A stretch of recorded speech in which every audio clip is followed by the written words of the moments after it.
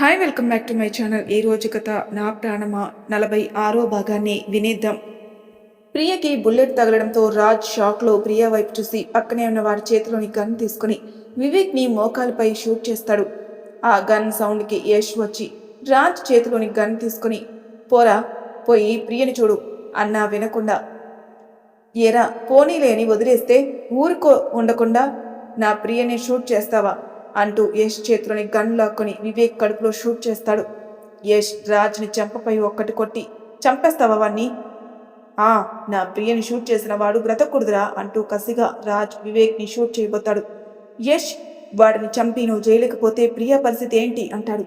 అయినా ఇప్పుడు నువ్వు చేయవలసింది వీడిని చంపడం కాదురా, ప్రియని కాపాడ్డం. పోరా ప్రియని చూడు అనడంతో రాజ్ వేగంగా ప్రియని చేరుతాడు. అప్పటికే ప్రియ ఒళ్ళంతా రక్తసిక్తమై ఉంటుంది. రాజ్ అమ్మో అంటూ ప్రియా చెంపలపై తడుతూ తనపై పంచె తీసి ప్రియా కడుపుకి గట్టిగా కడతాడు. బ్లడ్ లాస్ కాకుండా అప్పటికే అందరూ ప్రియాని చేరి విలపిస్తూ ఉంటారు.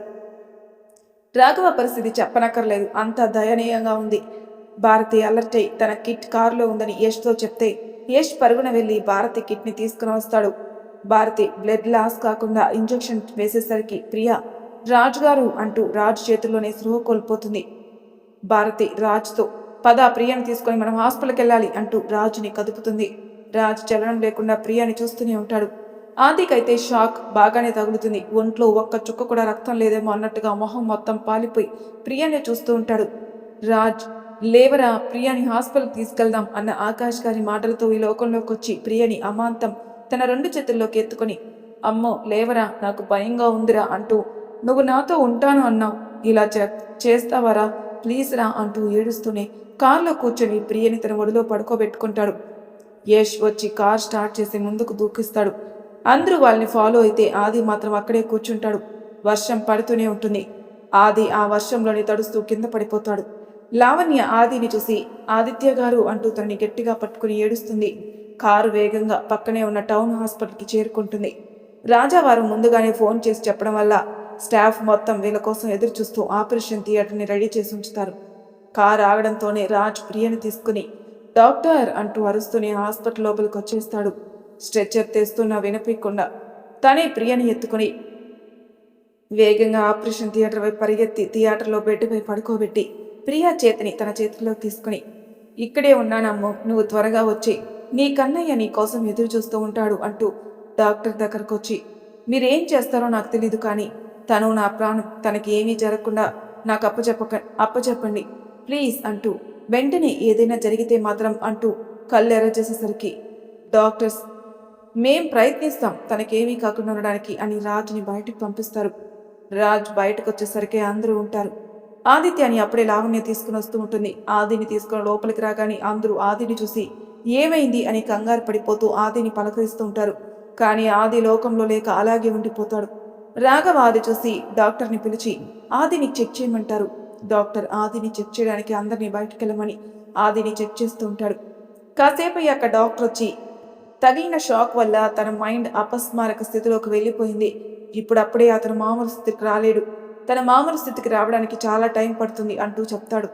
ఇంకోవైపు భార్గవ్కి తగిలిన గాయానికి ట్రీట్మెంట్ చేస్తూ ఉంటారు డాక్టర్. ఆపరేషన్ థియేటర్ బయట అక్కడే గోడ కానుకొని కింద జీవం లేని మనిషిలా కూర్చుండిపోతాడు రాజ్. కనురెప్ప వేస్తే కాలం తన నుంచి ప్రియని ఎక్కడ దూరం చేస్తుందేమోనని కనురెప్ప వేయకుండా కూడా మర్చిపోయి అలాగే శిలలా కూర్చుండిపోతాడు. ఒక్కో క్షణం ఒక్కో యుగంలా ఒక్కో ములులా గుచ్చుకుంటుంటే లోపల తన ప్రాణానికి ఏమైనా జరుగుతుందేమోనన్న ఆలోచన తన మదిని తొలిచేస్తుంటే ఏమీ చేయని ఒక అసహాయకుడుగా తాను ఉన్నందుకు తన్ని తానే అసహించుకుంటూ నేనుండగా నా ప్రియకి ఇలా అయిందే అనుకుంటూ తన మనసు వేసే ప్రశ్నకి సమాధానం చెప్పలేక కన్నీరు బయటికి రానివ్వకుండా మనసు పడే మోగరోదరని అనుభవించుకుంటూ యుద్ధం చేసేటప్పుడు దాని పరిణామం ఎలా ఉంటుందో అని ఎదురు చూసే రాజుల సహనంతో ఓర్పుతో ఎదురు చూస్తూ ఉన్నాడు. అక్కడున్న వాళ్ళందరి పరిస్థితి దాదాపు అంతేగా ఉంది. రాఘవ మాత్రం తన 3 పిల్లలకి ఇలా అయ్యింది అంటూ తన 3 పిల్లలకి ఇలాంటి పరిస్థితి కలిగించిన వారిపై పట్టరాని కోపంగా ఉన్నా తాను దిగమింగుకొని ముందు వాళ్ళ పిల్లలు క్షేమంగా బయటపడిన తర్వాత తన పని చూస్తానంటూ తనలోనే తాను నలిగిపోతూ ఉంటాడు. రాజావారు వచ్చి రాఘవ భుజం మీద చెయ్యి వేసి ఏం కాదు నాన్న, అంతా సర్దుకుంటుంది అని నచ్చజెప్పడానికి ప్రయత్నిస్తూ ఉంటారు. రాఘవ కానీ ఏంటి నాన్న, ఇన్ని సంవత్సరాల తర్వాత తిరిగి సంతోషం నా జీవితంలోకి వచ్చిందనుకుంటే ఇలా జరిగింది అంటూ రాజా వారిని పట్టుకుని చిన్నపిల్లల్లా ఏడుస్తూ ఉంటాడు. ఆకాష్ రాఘవ ఏడవడం చూసి తన స్నేహితుడికి ఇంత నష్టం కలిగించిన వారిని ఊరికే వదిలిపెట్టకూడదని తన ఇంటి దీపమైన ప్రియకి అంటూ ఎవరికో కాల్ చేస్తాడు. రాజుని కదిలించడానికి ఎవరికి ధైర్యం ఉండదు. అంత సాహసం ఎవరూ చేయలేక అలాగే మిన్నకుండిపోతారు. ఇంతలో డాక్టర్ బయటకు వస్తాడు. రాజ్ ఏం చెప్తాడో, ఏం వినవలసి వస్తుందని టెన్షన్గా వింటూ ఉంటాడు. కత్తిపోటు వల్ల ఏర్పడిన గాయాన్ని ఎలా అయినా నయం చేయగలం, కానీ గుండెల్లో దిగిన బుల్లెట్ దాదాపు హార్ట్కి టచ్ అయ్యేలా ఉంది. ఆపరేషన్ చేయకపోయినా నష్టమే, చేసినా నష్టమే, ఏం చేయాలో తెలియట్లేదు అంటూ చెప్తుంటాడు. అదంతా కింద కూర్చొని వింటున్న రాజ్కి మత్తిపోయేలా ఉంది. డాక్టర్పై కోపంతో డాక్టర్ కాలర్ పట్టుకొని, how dare you to say this? నా ప్రియకి ఏమీ కాదు, నువ్వు వెళ్ళి ఆపరేషన్ చేయి, ఎలా చేయవో నేను చూస్తాను అన్నాడు. డాక్టర్ రాజ్ చేతుల నుండి తన కాలర్ విడిపించుకుని, చూడు మిస్టర్, చెప్పాల్సింది చెప్పాను, నా చేతుల్లో ఏమీ లేదు. అప్పుడే రాజావారు వచ్చి, చూడండి డాక్టర్, తన ఆవేశంగా ఉన్నాడు, కానీ లోపల ఉన్నది నా మనవరాలు, తనకేం కాకుండా చూడండి, ఏదో ఒక మార్గం ఉంటుంది కదా డాక్టర్, చూడండి.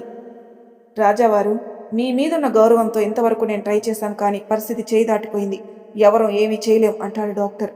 అప్పటి వరకు డాక్టర్ మాటలు విన్న భారతి, మీరు పర్మిషన్ ఇస్తే ఈ ఆపరేషన్ నేను చేస్తాను అంటూ తన్ని తాను పరిచయం చేసుకుని ఆపరేషన్ చేయడానికి రెడీ అవుతుంది.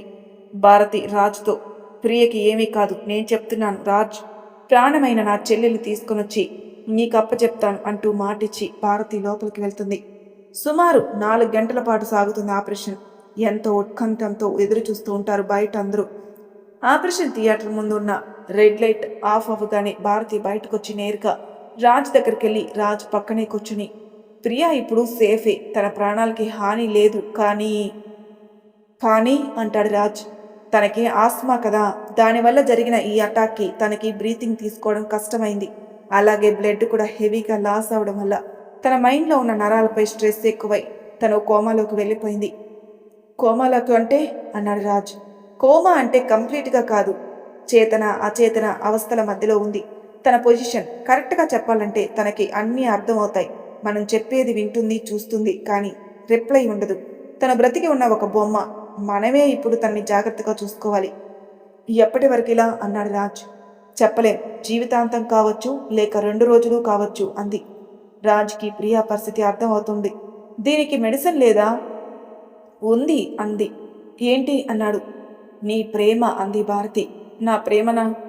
అవును, నీ ప్రేమతో తనని మామూలు స్థితికి తీసుకొని రావచ్చు, రాలేకపోవచ్చు. అంటే అన్నాడు. అంటే నువ్వే నీ ప్రేమతో తన మనసుని బ్రతికిస్తూ ఉంటే ఏదో ఒకరోజు తన మైండ్ యాక్టివ్ అవ్వచ్చని. రాజ్కి క్లియర్గా అర్థమై, చాలా థ్యాంక్స్ వదినా, నా ప్రాణంని నాకిచ్చావు, ఈ ప్రాణం ఉన్నంత వరకు నా ప్రియ ఎలా ఉన్నా చూసుకుంటాను. అందరికీ రాజ్ ప్రియల పరిస్థితి అర్థమై అలానే ఉండిపోతారు. రాజ్ రాఘవ దగ్గరకొచ్చి, మామయ్య, అసలు మీ జీవితంలో ఏం జరిగింది? ఆ వివేక్, వాడి నాన్న అంత పగని ఎందుకు పెంచుకున్నారు మీ మీద, ప్రియ మీద? ప్లీజ్ మావయ్య, ఇప్పటికైనా చెప్పండి, ఏదో ఉంది, నాకు తెలియాలి, నాకు తెలిస్తేనే కదా నేను ఏదైనా చేయగలను. ఇంతలో రాఘవ చెప్తాను అంటూ చెప్తూ ఉంటాడు. రాజావారికి 4 సంతానం. రాఘవారాం, నరసింహారాం, విజయరాం. వీరికి ఒక అక్క కూడా ఉంది, పేరు రాణివాణి. మగ సంతానంలో పెద్దవాడైన రాఘవాని రాజావారు లండన్లో చదువుకోవడానికి పంపిస్తాడు. అక్కడే రాఘవాకి ఆకాష్ పరిచయం అవుతాడు. ఆ పరిచయం కాస్త ముదిరి విడదీలేని ఫ్రెండ్షిప్గా మారిపోతుంది. అక్కడి నుంచి వాళ్ళ ఫ్రెండ్షిప్ కొనసాగుతూ ఉంటుంది. చదువు ముగించుకొని ఇండియాకి తిరిగి వస్తారు ఇద్దరు మిత్రులు. ఫ్లైట్ ఇండియాలో ల్యాండ్ అవుతుంది. ఆకాష్ గారిని రిసీవ్ చేసుకోవడానికి కార్ వస్తుంది. ఆకాష్ బలవంతంతో రాఘవ కూడా ఆకాష్ వాళ్ళ ఇంటికి వెళ్తారు. ఇప్పుడిప్పుడే బిజినెస్ చేస్తూ ఉండడం వల్ల ఇల్లు కొంచెం చిన్నగానే ఉంటుంది. ఆకాష్ అందరికీ రాఘవాని పరిచయం చేసి కాసేపు రెస్ట్ తీసుకుని భోజనం చేసి పడుకుంటారు. సాయంత్రం పూట ఊరు చూడడానికి బయటకు వెళ్తుంటే కారుకు అడ్డంగా ఒక అమ్మాయి పిల్లల్ని రోడ్డు దాటిస్తూ కనపడుతుంది. రాఘవ ఆ అమ్మాయిని కళ్ళార్పకుండా చూస్తూ ఉండడం ఆకాష్ గమనించి నెత్తి మీద ఒకటిస్తాడు. రాఘవ ఆకాష్ని చూసి నవ్వి అక్కడి నుంచి ఊరంతా చూసి ఇంటికి వచ్చేస్తారు. తెల్లవారి నుంచి ఆఫీసులు స్టార్ట్ అవడంతో రాఘవ కూడా ఆకాష్తో కలిసి కొత్త ప్రాజెక్ట్ పనులు చూసుకుంటూ ఉంటాడు. రాఘవ కూడా కొత్త కంపెనీ ఢిల్లీలో పెట్టాలి అనుకుంటాడు. అదే విషయం రాజాగారితో మాట్లాడితే రాజావారు అందుకు ఒప్పుకోవడం వలన రాఘవ ఆకాష్ ఇద్దరు కలిసి బిజినెస్ స్టార్ట్ చేస్తారు. అలా అలా బిజినెస్ పెరుగుతూ ఉంటుంది. ఆకాష్కి మంచి సంబంధం సులోచనతో పెళ్లి చేస్తారు. రాఘవకి సంబంధాలు చూస్తూ ఉంటారు. ఒకరోజు ఆఫీస్కి వెళ్తుంటే రాఘవకి అనుకోకుండా యాక్సిడెంట్ జరుగుతుంది. వచ్చే పోయే వాళ్ళందరూ చూస్తూనే ఉంటారు కానీ ఎవరూ పట్టించుకోరు. కానీ ఒక అమ్మాయి అందరినీ తిట్టి ధైర్యం చేసి రాఘవాని ఆసుపత్రికి తీసుకెళ్తుంది. హాస్పిటల్కి తీసుకెళ్లే సమయంలో రాఘవ ఆ అమ్మాయిని చూస్తాడు. ఇంతలోనే తనకి స్పృహ తప్పుతుంది. ఆ అమ్మాయి రాఘవాని హాస్పిటల్లో అడ్మిట్ చేసి వెళ్ళిపోతుంది. ఆ తర్వాత రాఘవ యాక్సిడెంట్ విషయం తెలుసుకుని ఆకాష్ వచ్చి రాఘవాని చూసుకుంటూ ఉంటాడు. హాస్పిటల్లో బిల్లు కట్టేటప్పుడు రాఘవకి అక్కడున్న సిస్టర్ చెప్తుంది, మిమ్మల్ని అడ్మిట్ చేసిన ఆ అమ్మాయి దగ్గర డబ్బులు లేకపోతే తన కమ్మలిచ్చింది, మళ్ళీ వచ్చి బిల్ కట్టి ఇవి తీసుకెళ్తానని చెప్పిందని చెప్తుంది. రాఘవ వాటిని తీసుకుని మనీ ఇచ్చేసి ఆ అమ్మాయి మళ్ళీ వస్తే ఈ అడ్రస్ ఇవ్వండి అని చెప్పి తన కార్డు ఇచ్చేసి వెళ్ళిపోతాడు. ఆ తర్వాత రాఘవ కంపెనీలో టైపిస్ట్ పోస్ట్కి ఇంటర్వ్యూస్ ఉంటే ఆ అమ్మాయి కూడా వస్తుంది. ఇంటర్వ్యూ చేసేది ఆకాష్ కాబట్టి ఆకాష్కి ఆ అమ్మాయి తెలీదు. ఆ అమ్మాయి సెలెక్ట్ అవుతుంది. ఆ అమ్మాయి హ్యాపీగా ఇంటికెళ్ళి వాళ్ళ అమ్మతో ఈ రోజు నుండి మన కష్టాలు తీరిపోయాయి, నాకు ఉద్యోగం దొరికిందని చెప్తుంది. మరుసటి రోజు ఉదయం ఆఫీస్కి చాలా సింపుల్గా రెడీ అయి వస్తుంది ఆ అమ్మాయి. రాఘవ ఆ అమ్మాయిని చూసి ఈ అమ్మాయి ఎక్కడుంది ఏంటి అనుకుంటూ తన క్యాబిన్లోకి వెళ్ళి ప్యూన్ని పిలిచి అడుగుతాడు ఆ అమ్మాయి ఎవరని. ఆ ప్యూన్ కొత్తగా వచ్చిన టైపిస్ట్ అని చెప్తాడు. కాసేపటికి లెటర్ డిక్టేట్ చేయడానికి ఆ అమ్మాయిని పిలుస్తాడు రాఘవ. ఆ అమ్మాయి రాఘవాని అక్కడ చూసి షాక్ అయి సార్ మీరిక్కడా అని అంటుండగా రాఘవ థ్యాంక్స్ అండి, నన్ను కాపాడినందుకు. అందరూ మనకెందుకులే అనుకుంటే మీరు మాత్రం ధైర్యం చేసి నన్ను హాస్పిటల్ తీసుకెళ్లి డబ్బులు లేకపోయినా మీ కమ్మలిచ్చి మరీ నాకు హెల్ప్ చేశారు, థ్యాంక్ యూ సో మచ్ అండి అన్నాడు. భలేవారు సార్ మీరు, ఒక మనిషిగా అది నా బాధ్యత.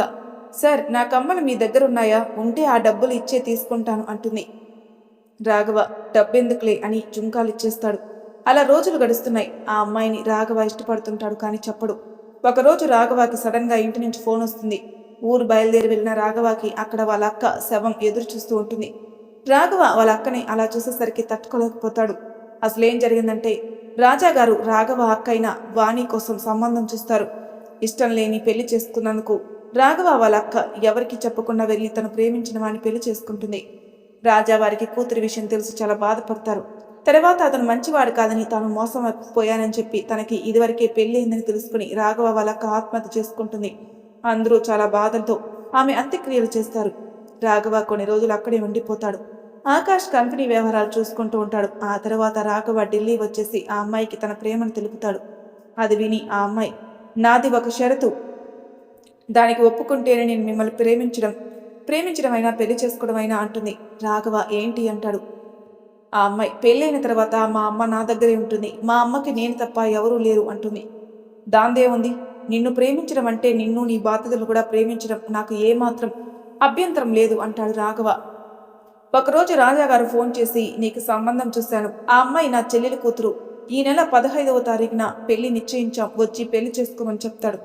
ఆ మాటతో రాఘవ గుండెల్లో రాయి పడింది. వెంటనే పరిగెత్తుకుంటూ ఆ అమ్మాయి దగ్గరికి వెళ్తాడు. ఆ అమ్మాయి ఎవరో కాదు, ప్రియా వాళ్ళ అమ్మ వైజయంతి.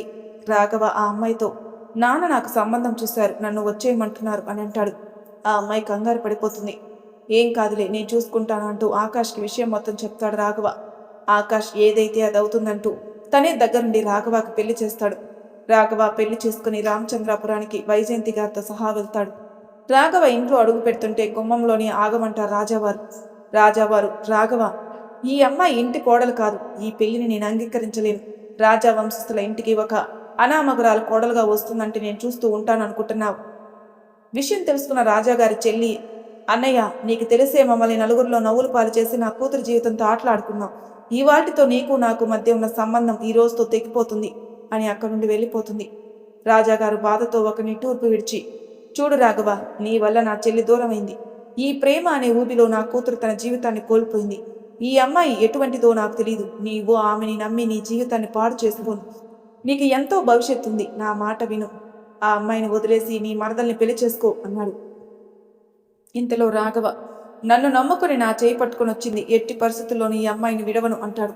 అలా మాట పెరగడంతో రాఘవాని రాజాగారి ఇంట్లో నుంచి వెళ్ళగొడతారు. చేసేది లేక మహాలక్ష్మిని చూస్తూ వైజయంతిని తీసుకుని ఢిల్లీకి వచ్చేస్తారు. అక్కడే ఒక చిన్నపాటి ఇల్లు కొనుక్కొని పాలు పొంగించి కొత్త కాపురానికి స్టార్ట్ చేస్తారు. ఆ తర్వాత కొన్ని రోజులకి వైజయంతి గారికి సులోచన గారికి ఇద్దరికి ఒకేసారి మగపిల్లలు పుడతారు. వారే రాజ్ ఆదిలు. ఆ తర్వాత 3 సంవత్సరాలకి సులోచనకి పాప అంటే లావణ్య పుడుతుంది. నెలల తేడాతో వైజయంతి గారికి కూడా పాప ప్రియ పుడుతుంది. ఆ తర్వాత వైజయంతి గారికి బాబు పుడతాడు భార్గవ్. అలా సంతోషంగా సాగిపోతుంది వాళ్ళ జీవితం. రాఘవ గారు చాలా కష్టపడి బిజినెస్ని డెవలప్ చేస్తారు. దానికి మిత్ర గ్రూప్స్ అని పేరు పెట్టి ఆకాష్ని కూడా భాగస్తుని చేస్తారు. అలా హ్యాపీగా సాగిపోతున్న వారి జీవితంలో ఒకరోజు హఠాత్తుగా నరసింహం వస్తాడు. అన్నయ్య, నాకు నాన్నగారికి గొడవ జరిగింది, అందుకే అక్కడి నుండి వచ్చేశాను. నేను నీ దగ్గరే ఉంటూ ఏదైనా ఉద్యోగం చేసుకుంటానని నమ్మ పలుకులు పలుకుతాడు. రాఘవాకి తన తమ్ముడి గుణం తెలిసిన వారి మధ్య ఉన్న బంధానికి విలువ ఇచ్చి తన దగ్గరే ఉంచుకుంటారు. అలా నరసింహం రాఘవ నమ్మకాన్ని గెలుచుకొని ఆఫీస్ వ్యవహారాలు చూసుకుంటూ ఉంటాడు. నరసింహం కూడా పెళ్లి చేసుకుంటాడు. తనకి ఒక పాప శైలు పుడుతుంది. వేరే కాపురం పెట్టేస్తాడు. ఎలాగైనా అన్న సామ్రాజ్యాన్ని సొంతం చేసుకోవాలని చూస్తూ ఉంటాడు. ఆకాష్ గారికి నరసింహం మీద అనుమానం వస్తుంది. ఎందుకైనా మంచిదని ఒక కన్నేసి ఉంచుతారు. పిల్లలందరూ వీకెండ్స్లో కలుసుకుని ఆటలాడుకుంటూ ఉండేవారు. కుటుంబాలు కూడా కలుసుకుని హ్యాపీగా ఉండసాగారు. అందుకే రాజ్కి ప్రియని మొదటిసారి రెస్టారెంట్లో చూసినప్పుడు ప్రియని ఎక్కడో చూసిన ఫీలింగ్ వచ్చింది. ఎందుకంటే రాజు ప్రియలు చిన్నప్పుడు కలిసి ఆడుకునేవారు కనుక. పెద్దయ్యేసరికి ఒకరినొకరు మర్చిపోయారు. మరి తర్వాయి భాగంలో ఏం జరుగుతుందో నెక్స్ట్ ఎపిసోడ్లో తెలుసుకుందాం. అంతవరకు నా ఛానల్ సబ్స్క్రైబ్ చేయని వాళ్ళు ప్లీజ్ సబ్స్క్రైబ్ చేసుకోండి. లైక్ చేసి షేర్ చేయండి. మీ అభిప్రాయాలను కామెంట్ రూపంలో తెలియజేయండి. Thank you for listening.